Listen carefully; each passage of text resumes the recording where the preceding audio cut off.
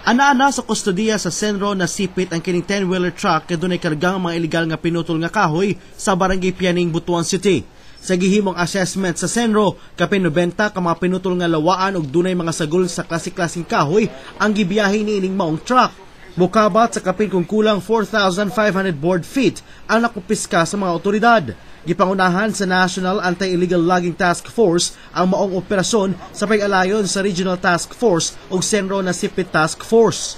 Ubay-ubay na ka mga pinutol nga illegal nga kahoy ang nakumpiska sa grupo, sukad nga gihatag ang katundanan kanila gikan sa Pangulo. Joint efforts po namin ito ng Region 13 under Red Sibaloca.